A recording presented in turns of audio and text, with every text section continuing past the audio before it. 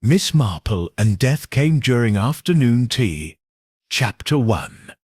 The sun warmed the whitewashed walls of Little Paddock Cottage, casting long shadows across the lawn, where wicker chairs had been arranged in a tidy semicircle around a wrought iron table. On that table, a splendid lemon drizzle cake rested proudly beneath a mesh dome. Mrs. Sylvia Crammond had outdone herself. It was a Thursday afternoon in early September, and the air held that crispness peculiar to late summer in St. Alethea's Green, the kind of air that made one's joints ache but lifted the spirit. The village was assembled as it often was for tea. "Quite the turnout," murmured Reverend Giles Forbes, adjusting his spectacles and accepting a second scone. "It's the cake," said Mrs. Hartnell, not without envy. "She puts in fresh lemon zest, you know, grates it herself." At the head of the table sat Mrs. Sylvia Crammond herself, elegant, composed, and entirely aware of the effect her baking had on her social standing. She wore pale blue gloves she never took off, and had a habit of speaking in clipped, measured tones that left little room for argument. Miss Marple sat at the far end of the table, knitting needles flashing with serene determination. She was not watching the cake, nor the teacups, nor even Sylvia Crammond, though many of the others were. Her eyes lingered instead on gestures, glances, unfinished sentences, and the silence between phrases. "I suppose we'll all be seeing more of Mr. Denning now that he's moved into the coach-house," said Mrs. Bartlett brightly, stirring her tea far longer than necessary. Sylvia Six Teaspoon paused mid-clink. "Me," she said non-committally. "Oh, yes," chimed in Dora Biggs, who worked at the post office. "Widower, I hear. Came down from Tunbridge Wells. Quiet sort." "Odd sort, more like," muttered someone under their breath.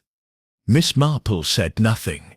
She had met Mr. Harold Denning earlier that week, tall, grey-bearded, and with the kind of careful politeness that always seemed half apology, half misdirection. He'd dropped a letter in the box, addressed to someone named Miss Letitia B. Denning, and when asked if she were his daughter, he had blinked, then said, "No, cousin, a beat too late." "Will he be joining us today?" asked Reverend Forbes. Sylvia Crammond dabbed her lips with a linen napkin. "He was invited," she said, "but declined." "Shame," said Mrs. Hartnell. "Would Sid be nice to get a proper look?" Miss Marple raised her teacup slowly. The liquid within trembled, ever so slightly, just enough to suggest her hand had caught the tremor in Sylvia's. She set it down again. "It's always interesting," she said gently, "to see who turns down an invitation and who feels the need to mention it." Sylvia Sit's eyes flashed toward her. "You suggest I shouldn't sit?" "Not at all," said Miss Marple, returning to her knitting. "Merely observing." The conversation shifted to the fate of the old rectory and the scandalously modern trousers Mrs. Simpkin's niece had worn to church the previous Sunday. It might have continued on uninterrupted had not Mrs. Bartlett suddenly let out a short, sharp gasp. "Oh, heavens!" she cried. "Sylvia!"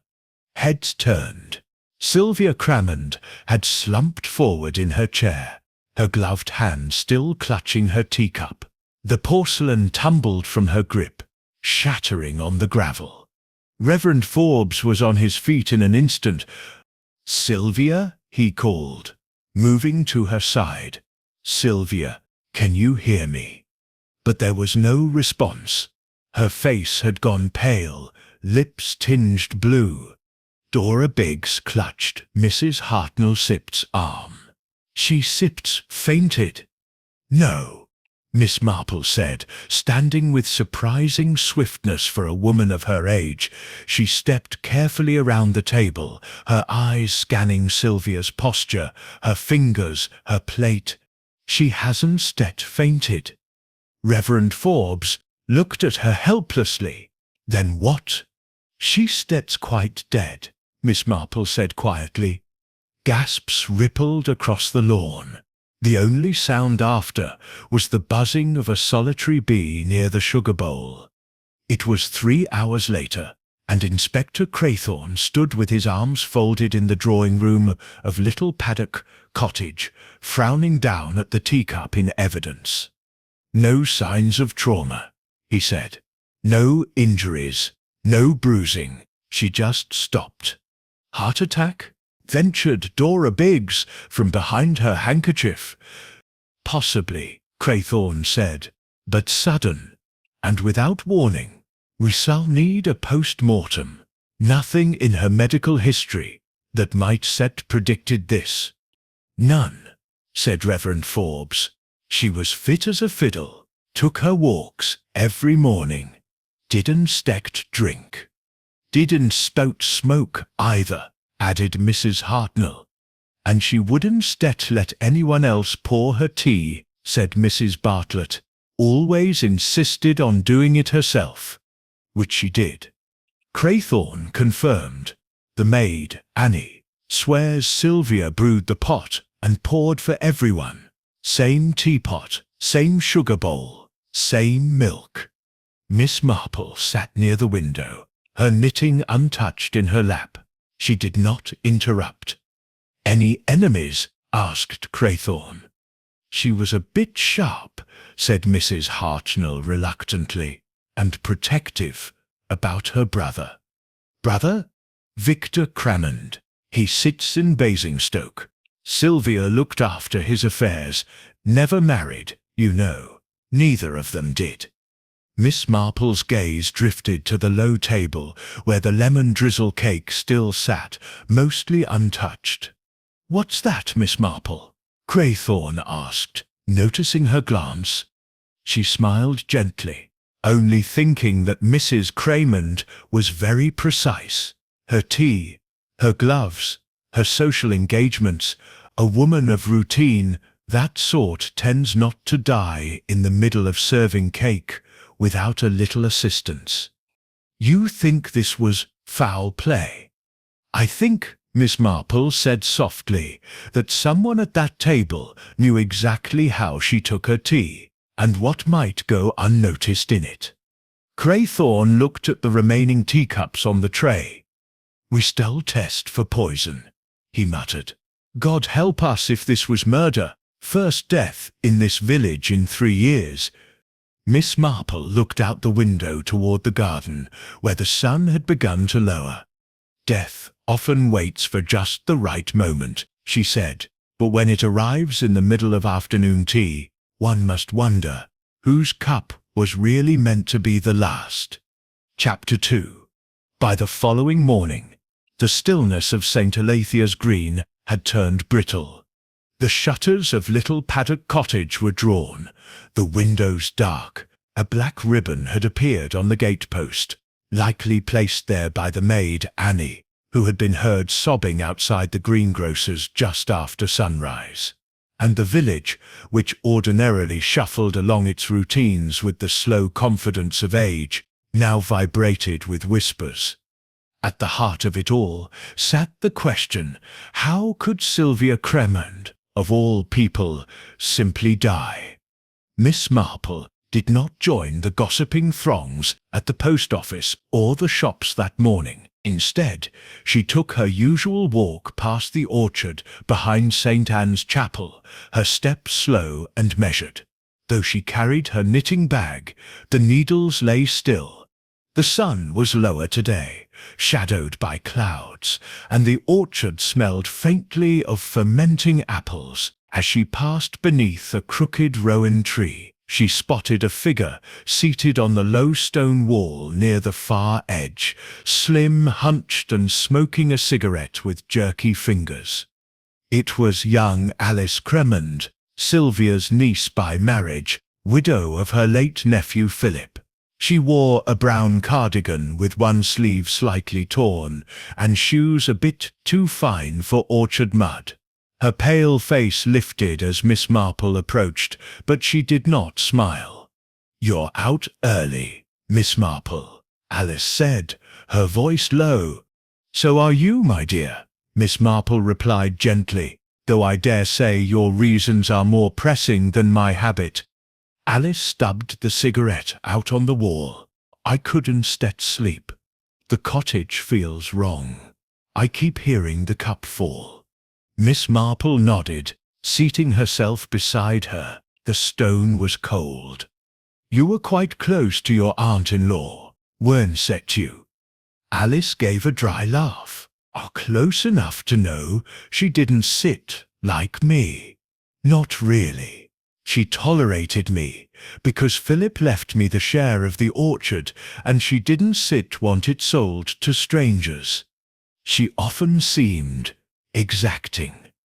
"That's a kind word." Alice turned to look at her. "You think someone did it, don't you? You said something yesterday about someone knowing how she took her tea." Miss Marple's hands remained folded. "It would be unwise to speculate aloud, but yes, I think it's possible she was poisoned." Alice exhaled, then drew her knees up and rested her chin on them. "Well," she said softly, "if she was, it's not surprising." Miss Marple's head tilted slightly. "You sound very sure." Alice shrugged.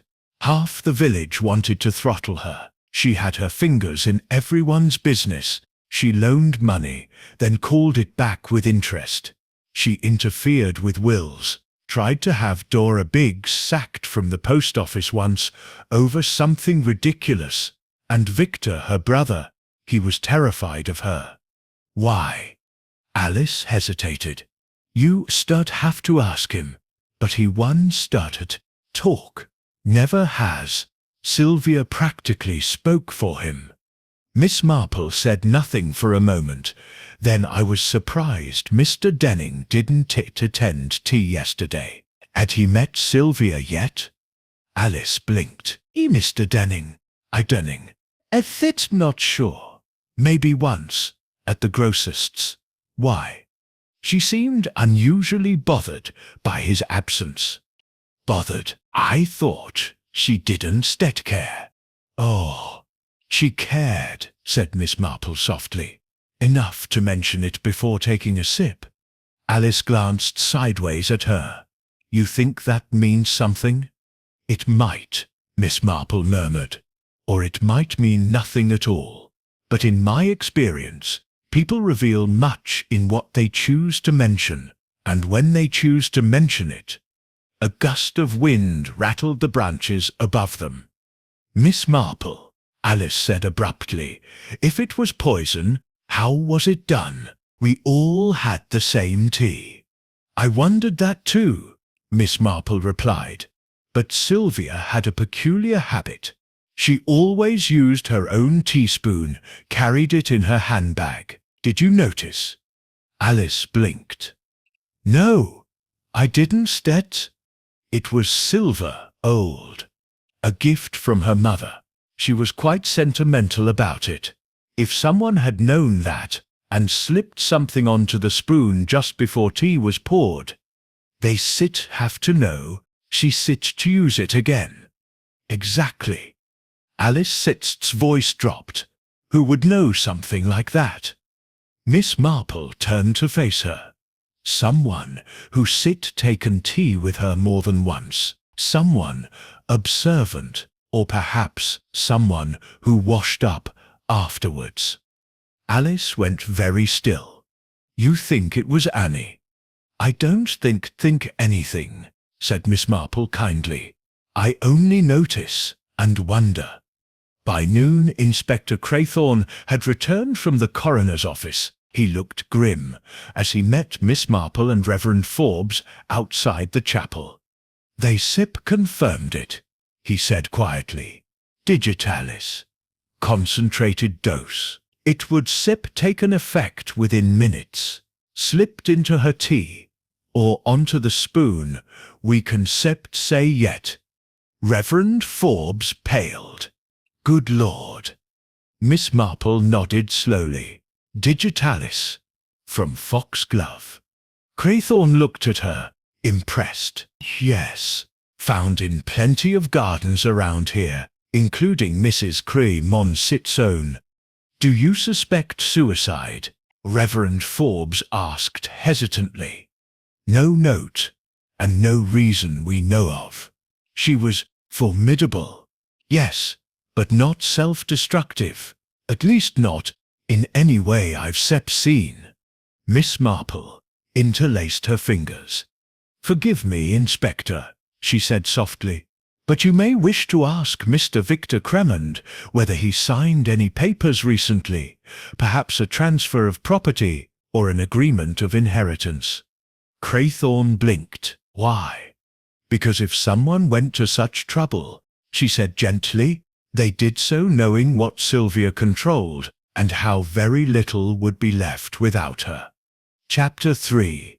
Mr. Harold Denning was precisely the sort of man people in villages didn't quite know what to do with. Too private to be neighbourly, too mannered to be rude, and just curious enough to stir questions he never answered. He lived alone in the ivy-draped coach house at the edge of St. Alethea's Green, a tidy brick structure with narrow windows and a door that didn't quite shut without a firm shoulder. He kept to a routine morning walks before 8, a paper fetched from the grocer by past, and a late supper by himself, usually cold ham and custard, according to Mrs. Simpkins, who had once been his cleaner for a week before he let her go, for reasons of privacy. It was during one of those late mornings, 2 days after Sylvia Cremond's death, that Miss Marple found herself standing at his doorstep, with her parasol in hand and a faintly apologetic smile. The door opened just enough to reveal Mr. Denning's sharp cheekbones, weather-lined skin, and pale blue eyes. Miss Marple, he said with a stiff nod. Unexpected. Yes, Mr. Denning. I do apologize for calling unannounced. I wondered if I might borrow 10 minutes of your time. He hesitated, then opened the door wider. 10 minutes, then. The inside of the coach house was stark but not cold, polished wood floors, lined bookshelves, and a faint scent of ink and pipe smoke. A single photograph sat on the mantel, an older woman with a narrow face and unmistakably similar eyes to Mr. Denning's. You live alone, Miss Marple said gently. Easing into the armchair he gestured toward. I do, he said, pouring 2 cups of tea from a small pot on a tray. By choice, I might add. I respect that, said Miss Marple, accepting her cup, though it's rare these days. Most people surround themselves, out of fear of being alone, I suspect. He said nothing, but the twitch of his mouth suggested mild agreement. I understand you didn't attend Mrs. Cremond's tea, she continued after a sip, though you were invited. He met her gaze. I declined. He met her gaze. I declined. Why? She was not a woman I had much interest in knowing. Miss Marple didn't reply immediately. She let the silence hang between them, watched his fingers as he stirred sugar into his cup, twice clockwise, then once the other way. You didn't know her well then? I met her once briefly. That was sufficient.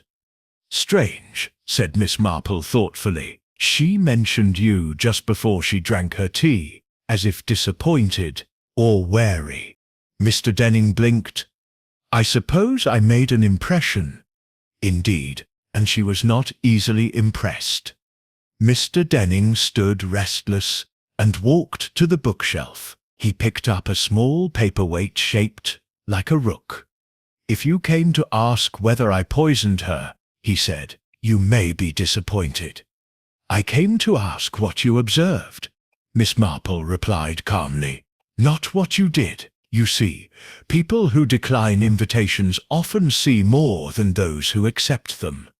He gave a short, humorless laugh. And what do you believe I seen? She gestured lightly toward the photograph. That sits your cousin, I believe, Miss Letitia Denning. He stilled. Yes. Died 3 years ago. You saw the envelope, didn't set you? At the post office. I did. Sylvia Crammond mentioned it too to Dora Biggs. She thought it was curious. Letters addressed to the dead do tend to excite curiosity. Mr. Denningsit's jaw tightened. It was a clerical error. Nothing more. Of course, Miss Marple said softly. Though I wonder if someone believed Miss Letitia still lived, or feared she might have left something behind. Well, that might make them nervous. He looked at her for a long moment. She was my cousin, and a troubled one. She lived here briefly. Before going north, we lost contact. That sits the truth of it. Miss Marple nodded, sipping her tea. You refused Sylvia Sitt's invitation not just because you disliked her, she said quietly. You were avoiding a situation, perhaps even a confrontation. His silence answered for him. She stood, setting her cup neatly back on the tray. I thank you for the tea, Mr. Denning, and your honesty, such as it was. At the door, she paused. Oh, and one last thing. Been told, you have custard every evening. He blinked, surprised. Yes, why? She smiled kindly. Don't set it, trust it too soon. Especially when it comes unsolicited. Later that day, Inspector Craythorne stood in the kitchen of Little Paddock Cottage, frowning down at a document recently retrieved from Sylvia's private bureau. A deed transfer, he said, placing it gently on the table. Signed 2 weeks ago. Victor Cremond agreed to sell his portion of the orchard to Sylvia, at a rather unfair price, I might add. She would held the full deed by now. Miss Marple studied the signature at the bottom. That doesn't still look like Victor Sitt's handwriting. It isn't Sitt, Craythorne said grimly. He can barely write at all anymore. Has palsy in both hands. He told me as much himself. Says he signed nothing. Then who forged it? The inspector exhaled. That sits the question. It would need someone close enough to access his records, mimic his hand, and know Sylvia would keep the document hidden until the orchard was hers. Miss Marple's eyes flicked to the empty sugar bowl still sitting beside the stove. She controlled property, she murmured. But she also controlled memory. She made herself the central point in every arrangement. Which means? It means that removing her wasn't set just about the orchard. It was about rewriting a story before someone else could tell it. By dusk, a quiet tension had settled over the village. The blinds were drawn tighter. Conversations dropped when footsteps passed. Even the pub, the Green Stoat, was uncharacteristically subdued. Miss Marple, seated beside her fire with her knitting in her lap, did not knit. She watched the flames, eyes distant. The spoon, the orchard, the letter to Letitia, and the forged deed. Pieces on a board, none complete, but inching closer to the shape of something darker than property disputes or resentments. Somewhere in the village, someone had slipped a poison with no scent, no color, and no second chances. And whoever they were, they now knew Miss Marple was watching. Which meant, she knew, they were likely to make another mistake. Chapter 4. It was the sort of morning that pretended at peace, mist lacing the hedgerows, birdsong skipping lightly over the dew, but St. Alethea's green was no longer at ease. The news of poison had spread. Though Inspector Craythorne had not made an official announcement, Dora Biggs had overheard enough from the coroner's receptionist to send it fluttering through the village like a stained telegram. By midday, every tea tray was suspect, and even the vicar's marmalade was eyed with caution. Miss Marple, however, remained composed. She visited the vicarage shortly after 11 with a small jar of plum jam and a question tucked behind her smile. "I wonder, Reverend," she asked, as she was shown into the morning room, "do you happen to keep the church burial records here, or are they stored at the diocesan office?" Reverend Forbes, always delighted to have a listener, blinked in surprise. "We do have copies. Yes, some quite old. Most have been digitized, but the parish book remains in my study." "Why do you ask?" "I had the oddest memory," Miss Marple replied, removing her gloves delicately, "of a funeral. Several years ago. A quiet affair. Young woman, perhaps in her 30s, name of Letitia Denning." The Reverend Set's brow creased. "Letitia Denning. Yes, I remember the name. Buried in the lower plot beside her mother, I believe. Quiet service. Only one mourner. Mr. Harold Denning." "No, surprisingly, no." "A woman, thin, nervous, signed the registry as E.A. Crammond." Miss Marple Sit's knitting bag paused in her lap. "That Sit's curious," she said gently. "Yes, I recall it, because she seemed reluctant to give her full name. She was trembling, poor thing. I thought perhaps a distant relation." "Or not so distant," murmured Miss Marple. Reverend Forbes poured tea with a mildly shaking hand. "You think this has something to do with Sylvia Sept's death?" Miss Marple offered him a kind smile. "I think Sylvia kept a great many things in order, which makes one wonder what would happen if that order was disrupted." Meanwhile, Inspector Craythorne stood at the edge of the orchard behind Little Paddock Cottage, frowning at a small cluster of foxglove plants growing too near the fence. "You were right," he told Miss Marple when she arrived later that afternoon. "Plenty of the stuff here. Annie the maid says she's seen Sylvia crush the leaves for tinctures before. Claims it was for headaches." "Did Sylvia suffer from headaches?" "Not that anyone else recalls." Miss Marple bent low beside the plant, fingering a leaf between gloved hands. "Digitalis is potent," she said, "but not immediate. The dose Sylvia took was precise, strong enough to stop a heart within minutes." "Which means the killer knew exactly what they were doing." "Yes, and trusted that no one would question a teacup drop during polite conversation." Craythorne straightened. "There stops something else." "Has Seft had the forged deed examined?"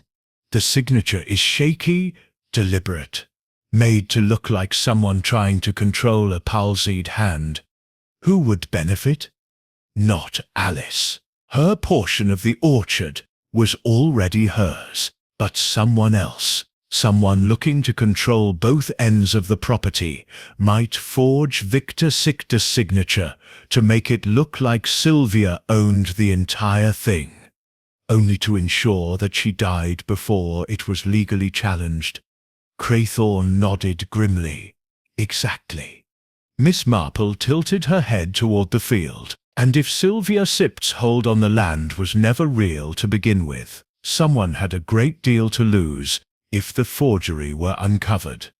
That evening, Alice Cremand found herself walking aimlessly toward the footpath near Denning's field, her coat pulled tight around her despite the soft air. She hadn't meant to go that way, but something about the orchard, those neat rows of trees, the way they caught the light just before dusk, pulled at her. She stopped abruptly when she spotted a figure crouched near the base of the old fence. A second later, the person stood, startled. It was Mr. Denning. They stared at one another for a long moment. "I didn't see you," she said. He straightened, brushing soil from his hands. "I was inspecting the roots." Foxglove sits crept in again. Hossglove sits crept in again. "Do you plant it deliberately?" Alice asked quietly. He blinked. "No, Sylvia did. She liked how it looked." "She also liked control," Alice said. His face twitched. "Yes, she did." They stood in silence. "I suppose we're all suspects now," Alice said suddenly. "Is that what Miss Marple told you?" "She didn't need to." Denning sighed, then surprised her with a question. "Do you remember Letitia?" Alice looked at him, startled. "No. Philip mentioned her once.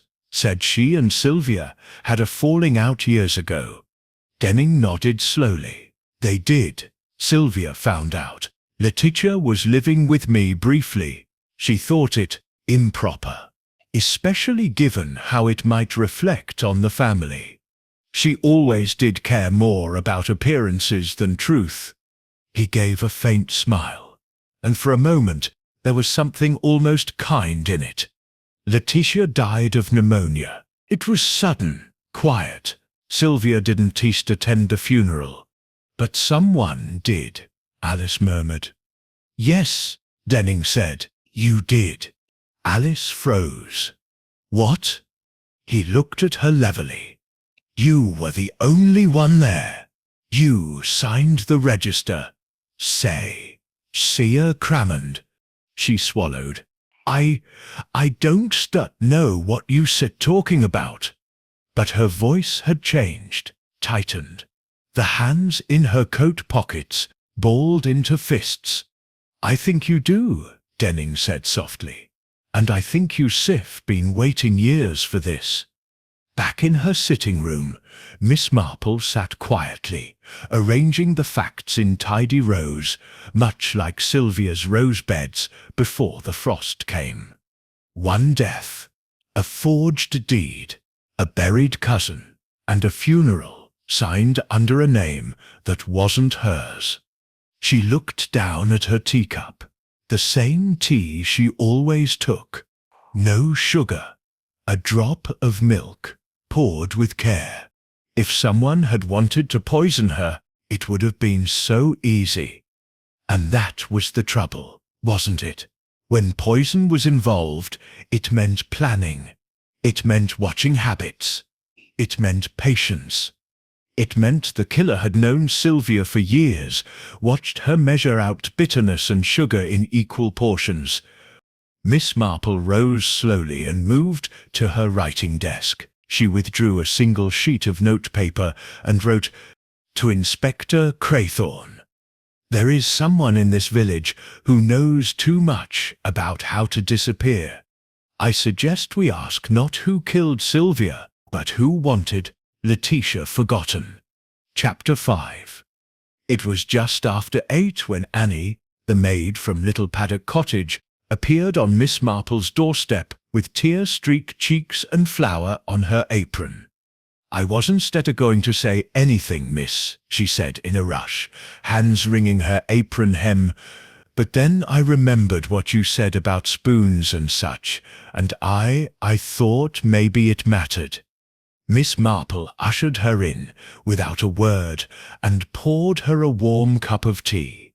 Annie didn't touch it. She was too busy glancing at the door, as if someone might be listening. "I found something strange this morning," she whispered, "in the bread bin, tucked under the wax paper." Miss Marple looked at her gently. "What sort of thing, Annie?" "A letter, folded like it was meant to be posted, but never sent, addressed to Mr. Victor, in Mrs. Cramondest's writing." Miss Marple's expression remained steady, but her knitting needles paused mid-stitch. "And what did it say?" "I didn't read it all proper. Only the first few lines. She was warning him about someone. Said not to trust Fizzard. Didn't say who." Do you still have it?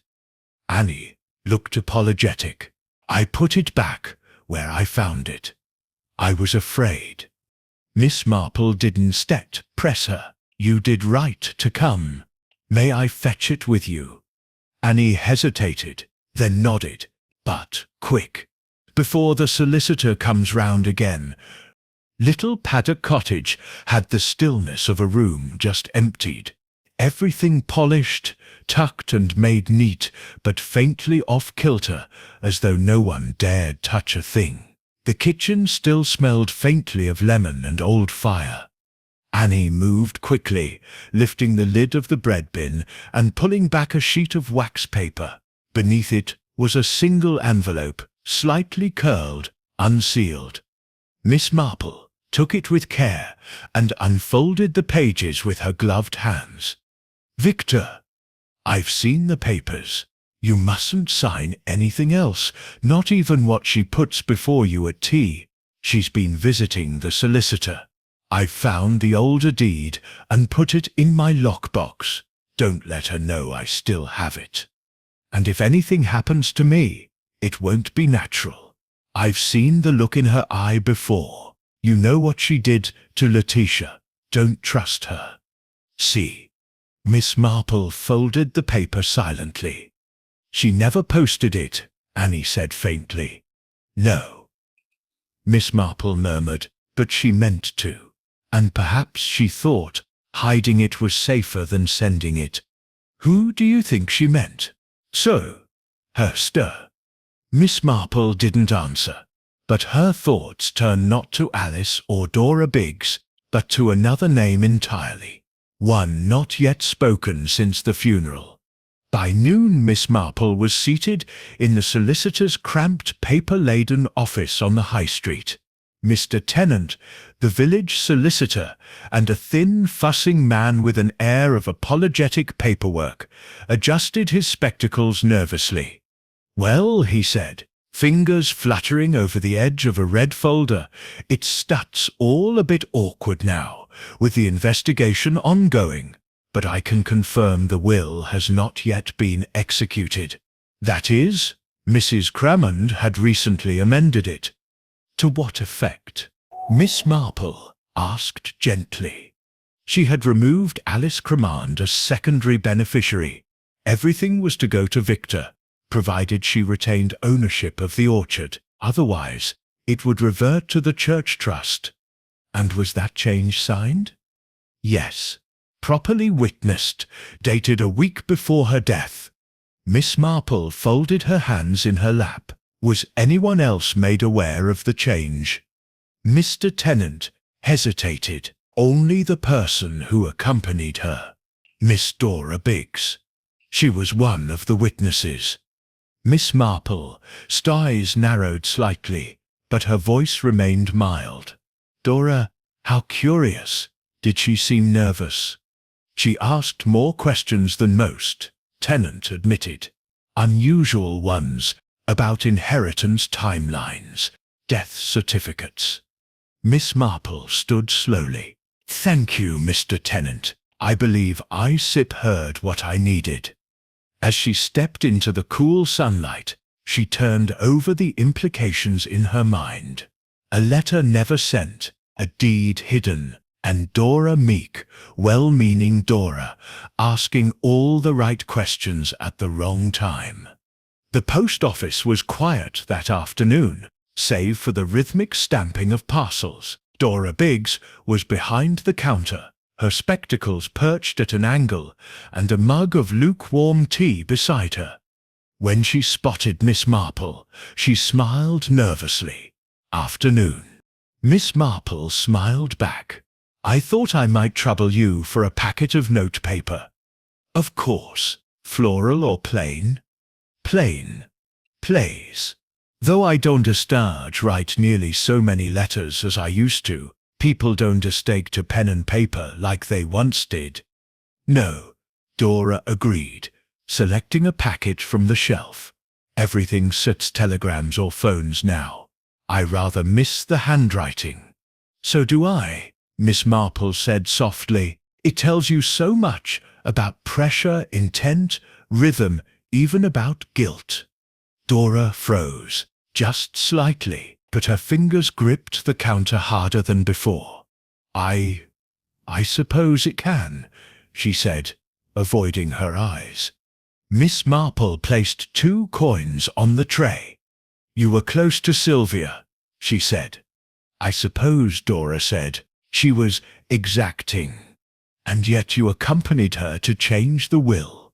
She asked me to. She said she wanted a witness who wouldn't pry. Miss Marple paused. But you did pry, didn't you? Dora looked up sharply. I only asked because I thought it odd, she stammered. She kept saying things like, Thiga, I need to do this quickly, Thiga and Thiga, before anyone finds out.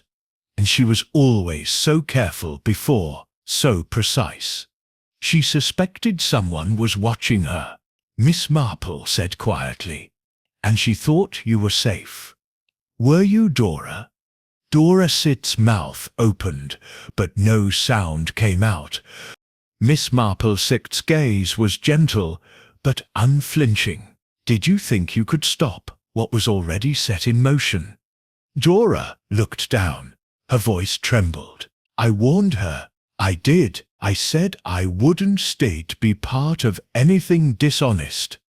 Yet you helped her forge the deed. I didn't forge it, Dora said sharply. I only delivered a copy. That's all. I didn't know what it was, until later. She made me swear. Who else knew? Dora shook her head. But Miss Marple's silence stretched long enough to unspool the truth. Dora Sit's shoulders sagged.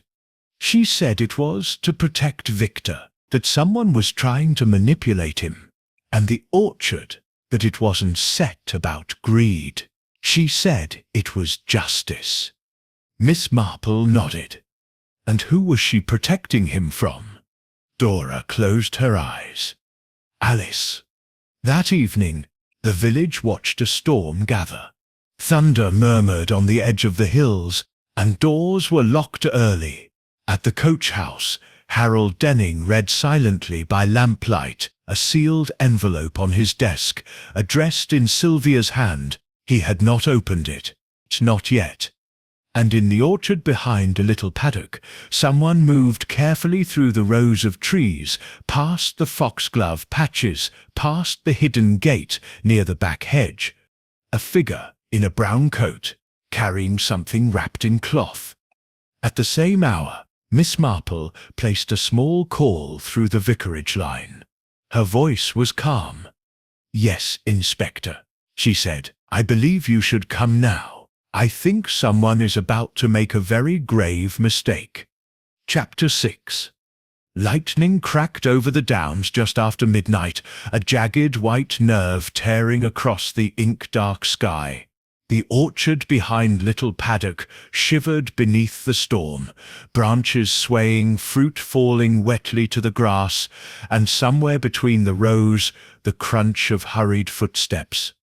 Inspector Craythorne moved quietly along the western path, a lantern in one hand and his revolver in the other. Behind him, Constable Reynolds followed, boots muffled in the damp grass. They had taken Miss Marple's warning seriously, more seriously than Craythorne would have admitted aloud. Who'd come out here in this weather? Reynolds muttered. Someone who doesn't want to be seen, Craythorne replied. A sharp crack of branches ahead froze them both. The lantern swung, catching movement, a figure hunched beneath a slick brown coat, glancing back once before disappearing deeper into the trees. Craythorne gave a low whistle. There, he said. She sits here. Earlier that evening, Miss Marple had sat with Inspector Craythorne in his office, her hands folded gently over the envelope Annie had retrieved from the bread bin. She suspected someone, Miss Marple had said softly. And not just anyone. someone she believed capable of killing her. That level of certainty. It doesn't come from a hunch. Craythorne had leaned forward. Alice. Miss Marple had nodded once. She had motive, resentment, financial stress, a strained connection to Sylvia. But more than that, she had access to the kitchen, to the spoons, to the foxglove. But what about the forged deed? She didn't forge it. Sylvia did, or had Dora deliver it. But Sylvia was planning to undo it all.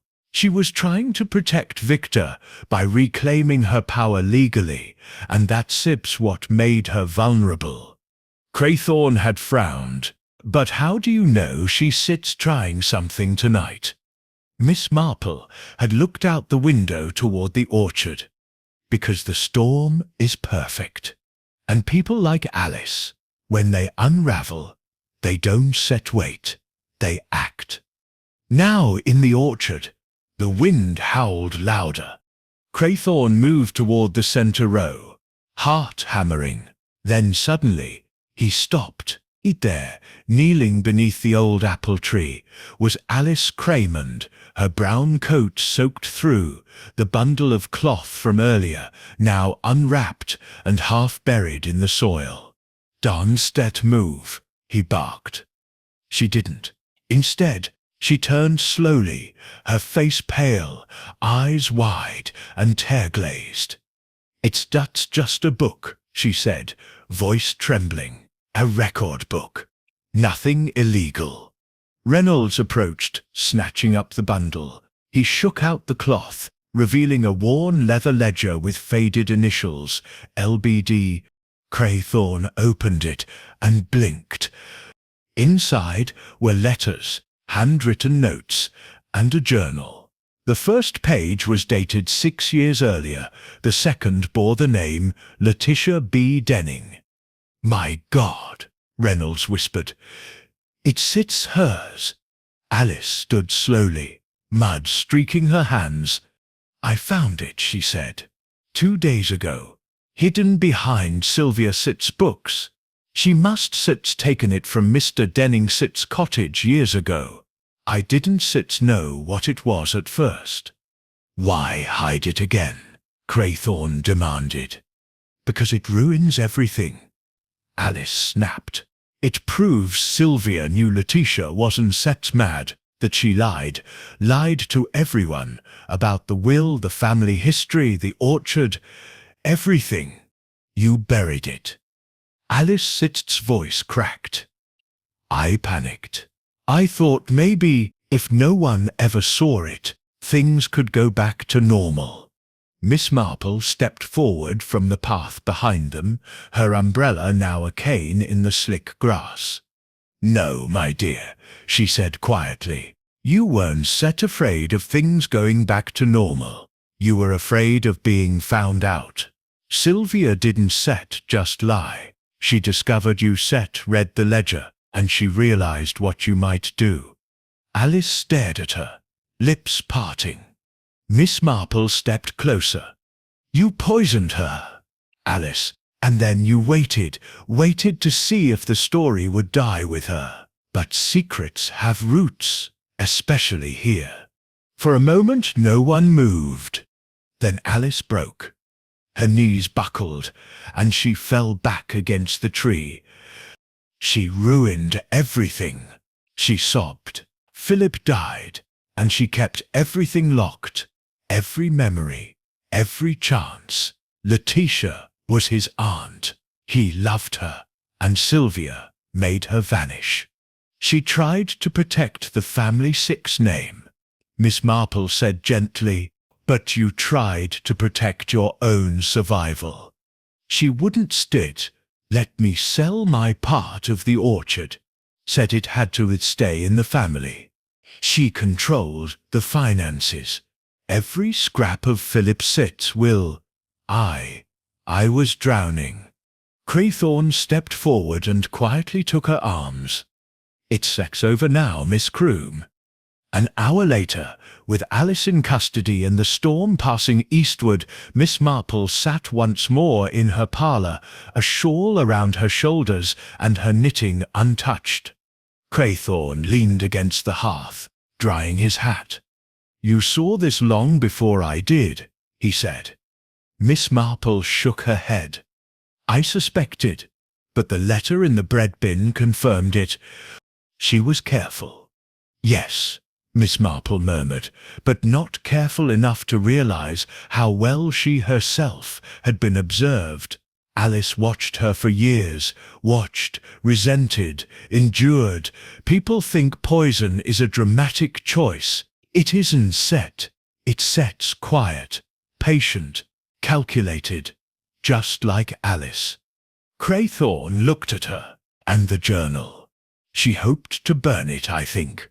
But when she saw the storm, saw a chance to bury it without question, she took it. Irony, of course. The truth still surfaced. He nodded, then hesitated. "You know," he said slowly, "when she mentioned Letitia Dennings's name during her confession, she said it like a warning. Letitia tried to speak up too, and look where that got her. Sep." Miss Marple met his eyes. "That is a different story, Inspector. One I believe we must revisit soon." She turned her gaze back to the flames. "But tonight, let's call it a small mercy. The tea has been poured, and the poison is finally done." Chapter 7. The storm had passed, but its ghost lingered in the grey hush of the village. Rain dripped steadily from the eaves, and the streets were unusually empty for a Friday morning. Even the windows of the post office remained closed, curtains drawn. But inside Miss Marple's cottage, the kettle had boiled precisely at 10:30. The fire had been laid early, and her knitting, though untouched, rested in her lap like a settled cat. She was waiting. The knock came precisely when expected. "Come in, Mr. Denning," she called. Harold Denning stepped in, raincoat damp, shoes flecked with orchard mud. He held something in his hands, a letter, unopened. "I received this the night before last," he said without preamble, "from Sylvia." Miss Marple gestured for him to sit. "The one she wrote just before she died?" He nodded, passing it to her. The envelope was creased, but untouched. Miss Marple opened it carefully and unfolded the single sheet within. "Harold, I was wrong to take the ledger. I should have told you years ago. I was afraid of what Letitia knew, what she might say about what really happened that year. You protected her once, but she made a mistake, and I couldn't let the family's name be dragged into scandal. But now I know the truth will surface, with or without me. If you have the strength to read it, return the journal to its proper place. It was never mine to keep. Sylvia." Miss Marple handed it back silently. She knew, Denning said, voice rough. She knew Alice had read it, that she might use it. She also knew that the consequences of Letitia Sedda's silence had never been addressed. Miss Marple said gently, "I don't yet believe Sylvia killed Letitia, but she allowed a lie to live in her place." He looked at her bleakly. "Letitia took her own life." Miss Marple didn't flinch, and Sylvia buried the truth. Harold looked down. She'd been institutionalized briefly, years before. Nothing serious, depression perhaps, or what they used to call female nerves. Sylvia made it sound worse than it was. And when she died, pneumonia, in the winter of 48, Sylvia saw an opportunity to control the story, or falls be. So, Miss Marple nodded. "And control is a tempting comfort for people who fear disorder." "She kept the journal," Denning said. "Took it from my cottage while I was at the funeral. I assumed it had been lost." She hid it in her parlour, Miss Marple said, behind a row of unused books, perhaps as insurance, perhaps out of guilt. Harold looked at her wearily. So what now? Now, she said quietly, you decide whether the village should know what Letitia wrote or whether the story should remain between us. Denning was silent for a long time. Then softly, it's set not for me to bury her again. That afternoon, Inspector Craythorne made an unexpected visit to the orchard, no longer as a scene of suspicion, but as a place for quiet closure. He met Miss Marple near the trellis gate. Victor Crammond sat under the awning, reading aloud from a newspaper with great effort. Annie brought him tea. There was, at last, peace in the air.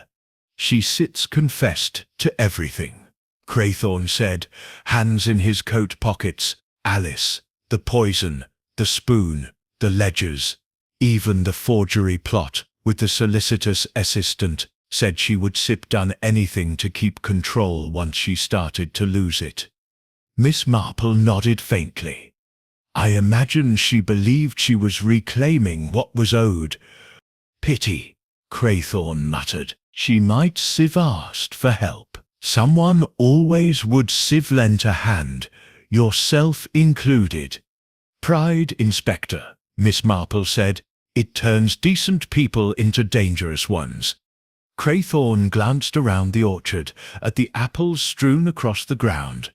Do you think this place will stay in the family? I believe Victor will ensure it, she replied, and if not, the church trust will tend it with care. Either way, its set'll grow again. He smiled faintly. And the journal? Returned to Mr. Denning, to be kept safely or read aloud when the time is right. Craythorne hesitated. You know you never told me what Letitia actually wrote in it. Miss Marple looked out at the orchard, the trees shivering lightly in the breeze. She wrote about being erased, she said, about how small cruelties accumulate over time, how silence can be as violent as a slap.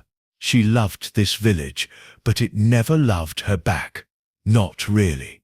Craythorne was quiet. Then, that's rather a tragedy. Miss Marple turned to him. No, Inspector. The tragedy would have been forgetting her entirely.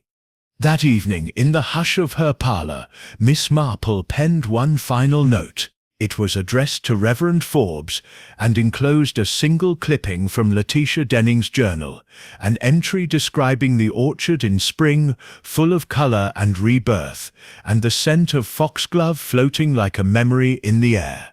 She signed it simply, for the parish record, so that no one forgets the woman behind the silence. And with that, she folded her hands, the fire warming her knuckles, the last threads of the mystery pulled taut and tied. The truth had not brought comfort. And sometimes, in St. Alethea's Green, that was the best one could ask for. Chapter 8. The village of St. Alethea's Green, after a brief spell of unsettled weather and unsettled conversation, had fallen back into its habitual rhythm.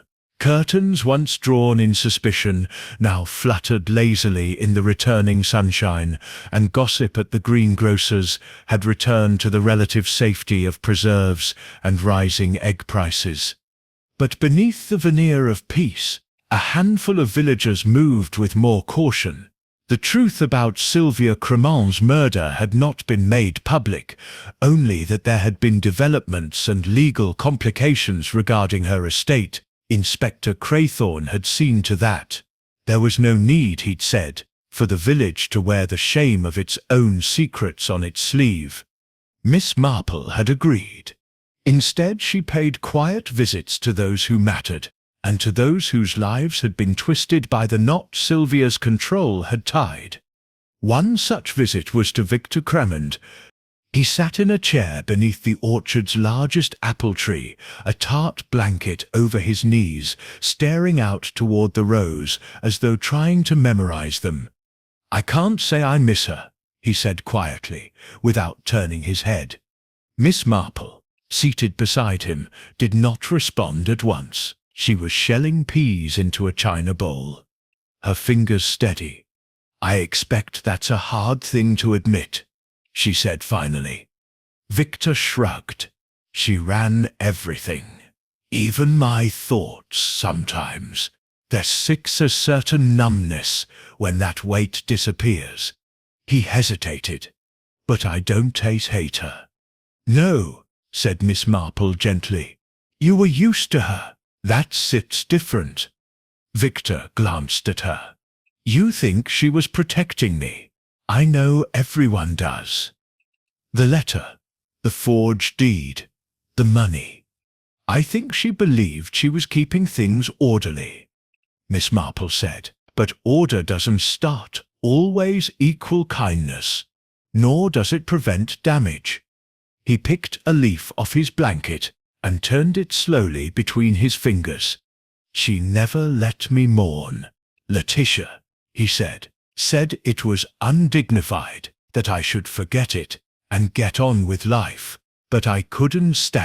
Letitia was soft, kind. She made mistakes, but she never tried to hurt anyone." "No," said Miss Marple. "But Sylvia feared mistakes more than she feared cruelty. That was her failing." Victor didn't speak again for a while. The orchard creaked around them. Bees buzzed somewhere nearby. Then, almost absently, he said, "Did Alice ever say why?" Miss Marple didn't look at him. "She said she was drowning," she replied quietly. "That Sylvia had stripped her of everything she thought she had left.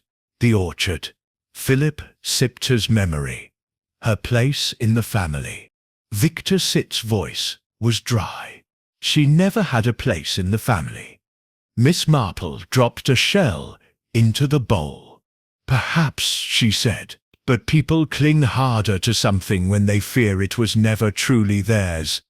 Later that afternoon, Miss Marple visited the post office. The bell above the door gave its usual apologetic chime, and Dora Biggs looked up from the till with a faint start. "Miss Marple," she said quickly. "Goodness, it's been a strange week, hasn't it?" "It has," said Miss Marple, stepping inside. "And I imagine it's been even stranger for you." Dora offered a small, nervous smile. "I didn't think she'd go that far. Truly, I thought she was just grieving." "She was," Miss Marple replied. "But grief, when left untended, curdles into desperation." Dora Sitt's fingers fidgeted with the edge of a stamp book. "Do they know? I mean, will there be a trial?" "There may be a hearing, a statement, but no trial. The Crown Prosecution Service will likely consider her mental state, her confession, and Sylvia Sitt's increasingly unorthodox hold over the property." Dora nodded. "Sorry," she said finally. "I should spoken sooner about the ledger, about the will. I was afraid." Miss Marple Sitt's gaze was kind. "You were also loyal, and that makes for poor timing. But a generous heart." Dora smiled faintly, blinking fast. "I hope she's remembered well," she whispered.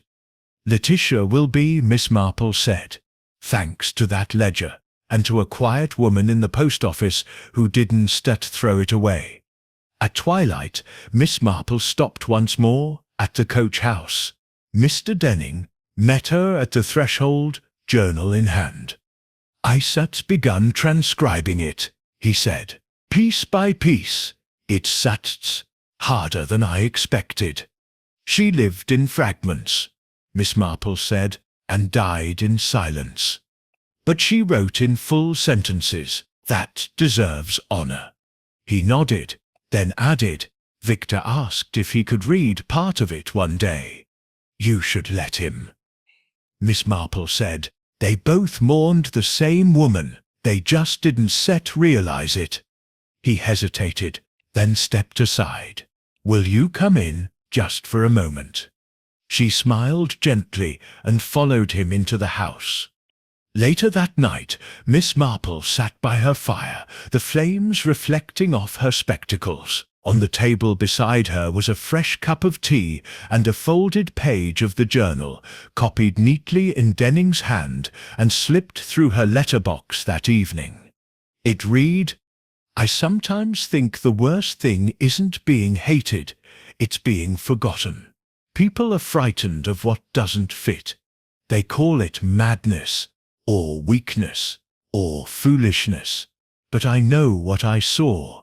I saw love and shame, and the cracks in every smile that wasn't quite real. I saw Sylvia lock herself into a life she couldn't control, and I saw myself fading in the background. But I was there. I was always there." Miss Marple traced the final line with a soft fingertip. "I was always there." She folded the paper and placed it gently into the fire, not to erase it, but to release it. Chapter 9. By the third morning after Alice Cremand's arrest, the rhythm of St. Alethea's Green had resumed with tentative grace. There were whispers, of course, gentle, rehearsed versions of what had happened to Sylvia Cremand, softened for digestion over scones and tea. Official statements were vague, as Craythorne had intended. The village, like a person recovering from illness, preferred not to dwell on the cause. Miss Marple, however, knew that pain, when unexamined, could curdle beneath the surface, and so she made her way, one by one, to the places where that pain had once gathered. On Thursday, she visited the vicarage. Reverend Forbes had aged perceptibly since the tea party. His voice carried a quiet strain as he poured for her in the parlour. "I set rewritten the memorial notice," he said, handing her a folded sheet. "I thought perhaps you set have an eye for what should and should not be said." Miss Marple unfolded the page. The first paragraph read simply, "In memory of Mrs. Sylvia Cremand, of Little Paddock Cottage, whose sudden passing during a gathering of friends shocked the heart of our village. Her legacy of precision, conviction and enduring sense of order will not soon be forgotten." Miss Marple read it twice, then set it down. "She would sit like that," she said, though she may have objected to the word sudden sit. Forbes gave a strange chuckle. "Yes, I thought about that." He hesitated, then added, "And Letitia, should we?" Miss Marple shook her head gently. "Letitia Denning Sit's truth has found its place in quieter ways, in the Vicar Set's record, in Mr. Denning Sit's letters, and in a handful of changed hearts. That may be enough." He nodded solemnly. "I always thought Sylvia was unshakable," he said, "but now I wonder if she lived in constant fear of losing her grip on the people around her." "She did," Miss Marple said softly, "and that's why she didn't see it coming." That afternoon, Miss Marple stopped at the grocer's, where old Mrs. Hartnell was arranging rhubarb and pretending not to watch her. "Well, it's settled now, I suppose," she said, the moment Miss Marple stepped closer, "the whole dreadful affair." Miss Marple selected a jar of marmalade, as settled as such things ever are. Mrs. Hartnell sniffed. "Terrible business. The girl always seemed odd to me. Not a proper widow at all." "She was grieving," Miss Marple said gently, "and grief has many shapes." Mrs. Hartnell pressed her lips together. "I always thought Sylvia was difficult, but not deserving of, well, you know." "No one ever is," Miss Marple said. "But cruelty doesn't require deserving. It only requires opportunity." She paid, left with a nod, and walked down the narrow lane toward the orchard again, not to visit, but simply to see it from the path. Victor was not outside that day, nor was Denning. Only the trees stood in rows, calm, green, their leaves trembling with the touch of wind. That evening, Miss Marple received an unexpected caller. It was Dora Biggs. She looked smaller than usual, no hat, no lipstick, a scarf pulled loosely around her shoulders. "I once that stay long," she said. "I just wanted to say thank you." "For what, my dear?" "For not saying my name," Dora replied. "For keeping my part in things quiet, even though I didn't deserve it." Miss Marple led her inside. They sat, as they always had, in front of the fire, cups of weak tea between them. "You were a thread in the tapestry," Miss Marple said, "not the weaver, and you pulled loose just in time." Dora stared at the fire. "I think I thought, if I helped Sylvia protect Victor, I was doing something good, but in the end, all I did was hold the door open for someone else to walk through." Miss Marple reached out, placing a hand lightly over Dora's. "That's the trouble with doors, dear. Sometimes it matters more who sits watching them than who holds the key." They sat quietly for a while. Finally, Dora stood. "If ever you need anything," she said, "anything at all." "I settle ask," Miss Marple said, smiling. "But I suspect you settle be too busy running the post office. There settle be quite the queue for telegrams once the summer visitors arrive." Dora gave a watery smile. "God help them if they ask for sugar." The next morning brought sunlight, clear, crisp, and unclouded. Miss Marple walked to the cemetery alone. She paused before Letitia Denningsip's grave, a modest stone, recently cleaned, its letters sharp once again. Letitia B. Denning. Born 1913, died 1948. She was always there. A bouquet of white wildflowers rested at the base. Miss Marple knew whose hand had placed them. She stood for some time, her parasol closed by her side. Then she whispered, "It's done now." That night, she finally drank a full cup of tea. No suspicion, no analysis. Just warmth. Just stillness. Chapter 10. By Sunday morning, the village had turned its attention to the church fete, as if the grim shadows of recent weeks had evaporated into the summer air. Bunting flapped gently along the low stone walls. The jam stall was once again under fierce competition, and the children of St. Alethea's were being marshalled into neat lines for the annual egg and spoon race. Miss Marple observed it all from her usual bench beneath the sycamore outside the vicarage, her knitting basket beside her, and her hands unusually idle. She was not yet done. The surface of things had smoothed, yes, but not everything had been accounted for. There remained one thread, still dangling, one unspoken element that didn't fit neatly into the rows of poison, motive, or guilt. A teacup. Not Sylvia Kremenstedt's. Hers. It had happened just before Alice's arrest, a day now buried beneath the crescendo of revelations. Miss Marple had returned from the orchard with damp shoes and heavy thoughts, and there on her table sat her evening tea, already poured, still steaming. She had paused and hesitated. She had not made it.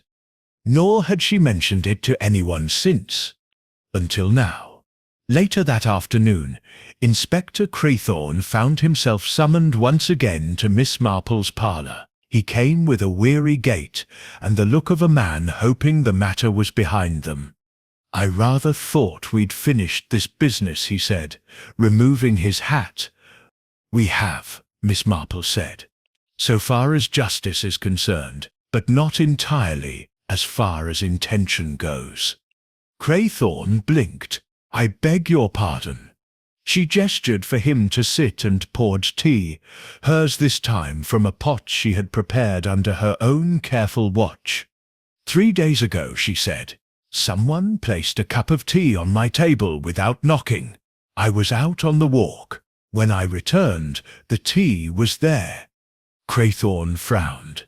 "Are you saying someone tried to poison you?" "No," said Miss Marple. "I'm saying someone intended for me to think they might." He leaned back slowly. "That's a very particular kind of threat." "It stops a message," she said. "The kind meant to unsettle, rather than harm, and I believe it came from someone who believed I had pushed too far, who knew that while Alice acted out of desperation, there was more at stake than orchard land and old quarrels." Craythorne rubbed his jaw. "You think Alice had help?" "No," Miss Marple said calmly. "I think Alice was a pawn, clever but guided, coaxed perhaps, by someone with more reason to want Sylvia silenced, someone who knew Letitia Sipdenall had resurfaced and feared what else it might reveal." The inspector straightened. "Who?" Miss Marple paused before answering. "Mr. Tennant." Craythorne stared. "The solicitor?" "Who stood to benefit greatly from a quiet redistribution of property, who kept both the original and forged documents under his care, who failed to inform the authorities when he realized Alice was planning to act, and who had the opportunity to enter my house during the garden cleanup while the window was ajar." Craythorne exhaled slowly. "That's a serious accusation." "I'm not accusing him of murder," Miss Marple said, "only of manipulation and fear. I believe Sylvia discovered inconsistencies in the property filings. I believe she threatened to report him. I also believe he saw in Alice someone volatile enough to spark chaos and clever enough to carry out the act, but not clever enough to withstand guilt." "Precisely." Craythorne stood. "We investigate, quietly." Miss Marple nodded. "No need for scandal. Just ensure no more tea is brewed by unknown hands." The following morning, Mr. Tennant left for a brief family emergency in Shropshire. His office remained shuttered. No charges were brought, but Inspector Craythorne requested a formal audit of local land transfers. A week later, it was quietly revealed that several signatures in previous property arrangements were, at best, inaccurately filed. Miss Marple said nothing publicly, but she did lock her back door more often. As the fete reached its end and the last of the lemon curd was packed away, Miss Marple visited Harold Denning once more. He met her with ink-stained hands and a faint smile. "She sits done," he said, holding up a slim stack of typed pages. "Letitia sits journal, edited, footnoted, and properly introduced. I sits titled, it always there." Miss Marple took the pages and held them as if they were glass. "She would be grateful," she said. "I'm not sure grateful is the word," Denning said softly, "but I think she said'd be relieved." They sat quietly in the coach-house garden, a bird singing somewhere overhead. "I shall donate it to the library," Denning said, under her name, quietly. "That will be enough," Miss Marple replied. After a pause, he added, "You think Alice will recover?" "She may," Miss Marple said. "Some do. When grief leaves, sometimes clarity enters, but she still carry it with her, like all of us do." He nodded slowly. "You seen a great deal," he said. "How do you carry it?" Miss Marple smiled faintly, looking out toward the hedge. "I knit," she said. "And I remember that's all we can do." That evening, Miss Marple once again poured herself a single cup of tea. This time she drank it all the way to the bottom, and when she did, she allowed herself the smallest of smiles. The cup was clean. The story, at last, was complete. Chapter 11. 3 weeks had passed since the afternoon tea that turned fatal, and with each passing day, the shadow that had once hung over St. Alethea's green began to shift, not vanish, but recede into memory. The orchard's fruit had been harvested, church bells had resumed their soft toll, and Dora Biggs was once again taking exact change at the post office, with no tremble in her hands. Yet despite the calm, Miss Marple remained unsettled. There was one matter that had not yet fully resolved itself, not in law nor in the mind of the village, and certainly not in her own. She found it one morning, in the form of a sealed document, hand-delivered by a clerk from the Land Records Office, bearing the crisp stamp of finalization. It was the title deed for the orchard, reassigned, legally corrected, signed now, in Victor Cramondest's name alone. But it was the second name on the back of the envelope that made Miss Marple pause. H. Tenant, notified. She set the letter down with care and folded her hands. Mr. Tennant had not returned from Shropshire. His office remained locked. No charges had been filed, no questions publicly asked. And yet someone had clearly intervened, unwinding the forged deed and securing the orchard without further scandal. She sipped her tea, then made her decision. Inspector Craythorne met her in the sunlit corner of the vicarage garden, where he was supposedly attending the Ladies' Gardening Auxiliary's presentation of summer roses. He looked like a man, hoping to avoid both politics and chrysanthemums. "Afraid I won't be much use here," he muttered, as she approached. "You didn't come to inspect begonias, I hope?" "No," said Miss Marple, producing the envelope. "I came because someone has finished something I thought still tangled." Craythorne unfolded the deed, eyes narrowing at the signature line. "Victor Set's name," he said, "properly filed. The orchard set's now entirely his, which is what Sylvia wanted before she died, and what Alice tried to prevent," he added. "But that second name, Tenant." Miss Marple nodded. He was informed, but he didn't sign. He didn't fight it, either, which suggests. Craythorne frowned. Someone else did the correcting. "Precisely," said Miss Marple. "And only one person had both the access to the documents and the ethical discomfort to see it undone." His brow lifted. "Dora." Miss Marple smiled faintly. "She sits quite capable of guilt when it serves others."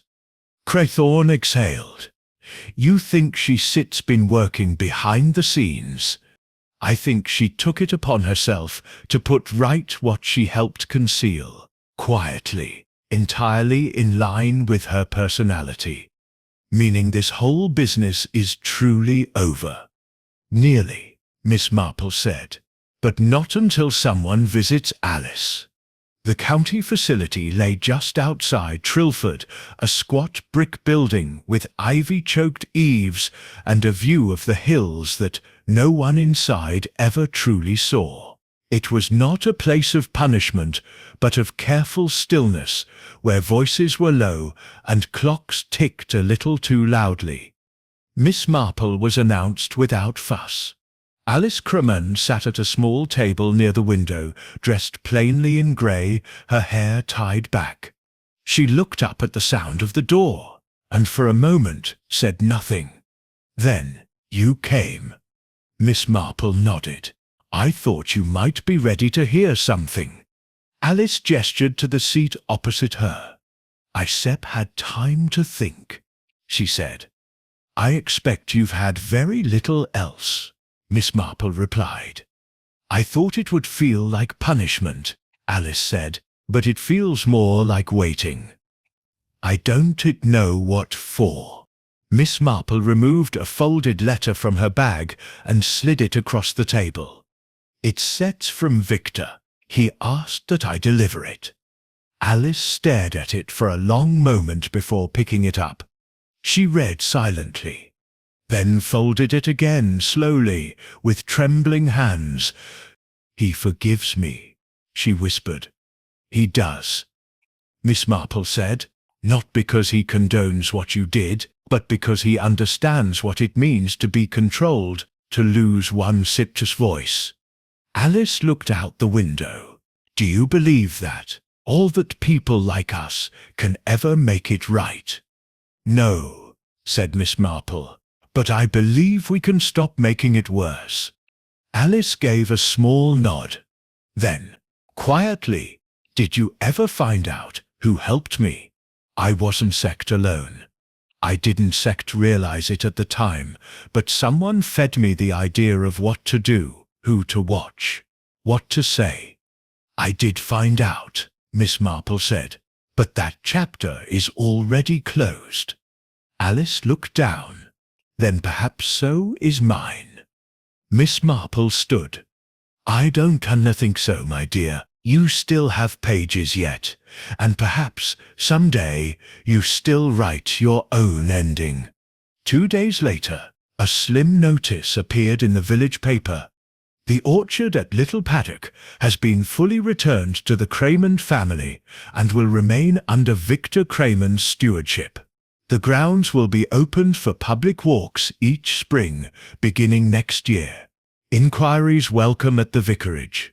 Miss Marple clipped the notice and placed it inside her gardening almanac, just behind a dried foxglove flower pressed between 2 thin pages. The plant had been cut down weeks ago, its threat removed, but memory remained. That was the way of such things, not vanished, only planted deeper. That evening, Dora Biggs arrived at Miss Marple's door with a tin of ginger biscuits and a hesitant smile. "I wasn't sure if you were still accepting visitors," she said. "I am," Miss Marple said, ushering her inside. "Though I am no longer accepting unsolicited tea." Dora gave a guilty chuckle. "Fair enough." They sat together, as they had done many times, the fire low, the silence companionable. "I saw the notice," Dora said. "Victor sets orchard. I suppose it sets the right thing." "It is," Miss Marple said, "and you helped make it so." Dora looked at her, startled. "You know." "I've always known," said Miss Marple gently. "But I also know when a person tries to atone." Dora lowered her eyes. "I thought if I fixed the deed, did the filing myself properly, then perhaps you did what needed doing." Miss Marple interrupted. "And not for praise. That's what makes it true." Dora was quiet for a long time. Then, with a small smile, "It's funny, isn't it? The things we do in silence." Miss Marple smiled back. "Not so funny, my dear, but very human." Chapter 12. The first frost of the season arrived silently, dusting the roof of Little Paddock Cottage with silver by dawn. Autumn had curled its fingers around the village at last, softening the grass and paling the sky. Inside her parlour, Miss Marple laid out a clean sheet of notepaper. One final note needed writing. She dipped her pen and paused. All was still in St. Alethea's green, but only because behind the stillness the truth had been allowed to surface. No more whispered letters. No more forged deeds. No more teacups served with trembling hands. And yet the real ending had not been spoken aloud. Not the full ending. not the one that truly explained how Sylvia Cremond came to die with her own spoon in hand and poison dancing silently in her tea. That afternoon, a small gathering took place in the vicarage drawing-room, unofficial, unpublicized, and attended only by those who had lived within the heart of the affair. Victor Cremond sat by the fire, blanket over his knees. Harlow Denning stood near the bookshelf, arms folded. Dora Biggs twisted a handkerchief in her lap, while Inspector Craythorne leaned against the doorframe, gaze fixed. Miss Marple, seated at the centre, spoke softly. "There is nothing more to be investigated," she began. "Alice Cremond acted alone in delivering the poison, and she confessed freely. Her reasons were tangled, but sincere, born of grief, dependence, and fear." She paused. "But there was a deeper layer to the story, one that many of you even now may not fully see, and that is the story of why the orchard mattered so much, and why Letitia Denning Sipp's memory was so carefully buried." Harold shifted. "You believe Sylvia feared something more than scandal?" "She did," Miss Marple replied. "She feared exposure, but not only for herself." She turned to Dora. "You see, Sylvia never forged Victor Sick's signature. She had no need to. She already controlled the property by technical means, but someone else needed that document, needed to create the illusion that Sylvia had consolidated ownership just before her death." Inspector Craythorne narrowed his eyes. "You mean someone staged the forgery after she died?" "Yes," Miss Marple said calmly, "to frame her, and thus to justify their own actions." She looked at Victor, her gaze gentle. She had already begun to unwind the arrangement. That letter she wrote found in the bread bin, it was not only a warning, it was her confession. She had hidden Letitia Sitt's journal for years, not out of cruelty, but guilt. Harold said slowly, "She told me in her final letter she knew Stet had been wrong to keep it. And yet someone feared what else might be in that journal." Miss Marple said, "Someone who had helped Letitia in her final weeks. Someone who had witnessed things they were never meant to record." She turned to Dora, and Dora went very still. "It was never just about loyalty, was it, Miss Biggs?" Silence. Then Dora spoke, quietly. "She was scared," she whispered. "Letitia, the night before she died, she sent me a note, asked me to bring her a key. She said she was going to confront Sylvia." Harold Sitt's voice was tight. "I never knew that." "She didn't want you to worry," Dora said. "But when I arrived, she was already gone. Sylvia said Sitt'd taken ill, that she was gone in the night. I believed her. What else could I do?" Miss Marple said, "You told no one." "I was ashamed," Dora whispered. "I should have insisted, should have demanded to see her, but I didn't set. And when Sylvia asked me to help with the burial arrangements, I thought, perhaps, it was mercy." Victor exhaled slowly. "You signed the registry?" Dora nodded. "I forged that, not Alice. I used her name. I thought it would make it cleaner, easier. But I kept the journal. I couldn't destroy it." Miss Marple leaned forward. "It was you, not Alice, who placed the journal in the parlour bookshelves, hoping someone else would find it." Dora looked up at her. "Yes. But when Alice found it," Miss Marple continued, "she didn't seize a tragic tale. She saw leverage, fuel, a reason to act. And you let her." Dora Sitt's voice was ragged now. "I didn't go that far." Miss Marple was quiet. "You tried to fix it afterward. You corrected the deed, made sure Victor had what was his, arranged for the orchard to be opened to the village. You did all the right things. Except the one. Dora closed her eyes. I never confessed. No, Miss Marple said gently, but you have now. Outside, the wind rustled the dying hydrangeas along the path. Inside, silence reigned. Craythorne cleared his throat. Miss Biggs, for the record, none of your actions rise to criminal conduct, but I will ask you to make a written statement just for the files. Dora nodded. Victor looked toward her and spoke, voice soft but steady. I don't blame you, he said. I blame the secrecy and the fear. It poisons people, just as surely as what was in that cup. Dora wept quietly then, but no one moved to stop her. That evening, Miss Marple wrote a final letter, this one not for the police, nor for the record, but for herself. Letitia B. Denning was not forgotten. She lived, she witnessed, and she left behind a thread of truth that, when pulled gently, revealed the whole of a lie too long buried.